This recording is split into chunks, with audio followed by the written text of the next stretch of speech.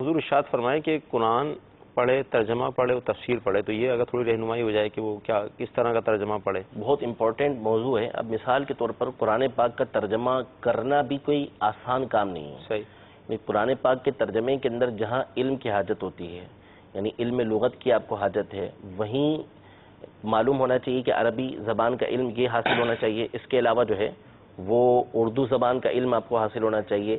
یوں ہی بہت سارے علوم موجود ہیں کہ جن کا علم آپ کو ہوگا تو پھر آپ یہ قرآن پاک کا ترجمہ تفسیر کر سکتے ہیں. اس کے بغیر قرآن پاک کا ترجمہ اور تفسیر یہ نہیں ہو سکتا. پڑھنے کے حوالے سے اگر کوئی پڑھنا میں وہی عرض کر رہا ہوں. تو اب نتیجہ یہ ہے کہ بعض لوگوں نے قرآن پاک کے ترجمے کیے. اب یہ باتیں بھی ان میں سے بہت سو کو معلوم تھی، لیکن قرآن پاک کا ترجمہ کرنے کے حوالے سے ایک پوائنٹ یہ بھی ہے کہ آپ کو ادب آتا ہو. صحیح. ادب معلوم ہو کہ کس طریقے سے ترجمہ کیا جائے گا. اب مثال کے طور پہ قرآن پاک کے اندر یہ موجود ہے کہ اللہ تبارک و تعالیٰ نے ارشاد فرمایا وَمَكَرُوا وَمَكَرَ اللَّهُ. صحیح. مکر کا مطلب ہوتا ہے فریب کرنا، صحیح، دھوکہ دہی کرنا. ٹھیک ہے.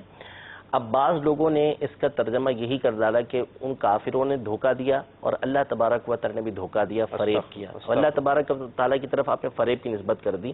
انہوں نے کیا کیا، لفظی ترجمہ دیکھا، لفظ دیکھا اور اس کے بعد اللہ تبارک و تعالیٰ کی طرف اس کی نسبت کر رہے ہیں. حالانکہ جب اللہ تبارک و تعالیٰ کی طرف ایسے الفاظ کی نسبت کی جاتی ہے تو وہاں پہ ترجمہ اس کی ذات کے شائن نشان کیا جاتا ہے. تو اعلیٰ حضرت نے اس کا ترجمہ کیا کہ اللہ تبارک و تعالیٰ نے خفیہ تدبیر فرمائی. سبحان اللہ. اسی طرح اللہ تبارک و تعالیٰ نے قرآن مجید میں فرمایا وَوَجَدَكَ ضَالًّا فَهَدَىٰ، کہ اللہ نے آپ کو ضال پایا تو اپنی طرف ہدایت دی. اب ضال کا ایک مطلب گمراہ ہونا ہوتا ہے اور ایک مطلب ہوتا ہے کہ جو کسی کی محبت کے اندر حد سے بڑا ہوا ہو، خود رفتہ ہو. تو ایک مطلب یہ ہوتا ہے، یہ بھی قرآن پاک سے ثابت ہے. اب بعض لوگوں نے اس کا ترجمہ یہی کر ڈالا کہ آپ کو گمراہ پایا تو اپنی طرف ہدایت دی، نعوذ باللہ من ذالک. اور اعلیٰ حضرت کا ترجمہ دیکھیں تو یہ ہے کہ اپنی محبت میں خود رفتہ پایا، بہت زیادہ اپنی محبت کے اندر پایا تو اپنی طرف راہ دیا آپ کو.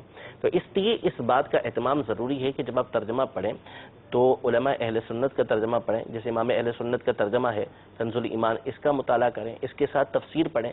تو فی زمانہ بہترین تفسیر، آسان تفسیر صراط الجنان ہے کہ جو ایک مختصر، جامع، اچھی تفسیر ہے، درمیانے درجے کی تفسیر ہے کہ اس کو پڑھ کے آپ کو علم بھی حاصل ہوگا اور انشاءاللہ تبارک و تعالی راہ حق پر بھی آپ ثابت قدم رہیں گے. دوسری طرف آپ کو جانے کی حاجت انشاءاللہ نہیں پڑے گی.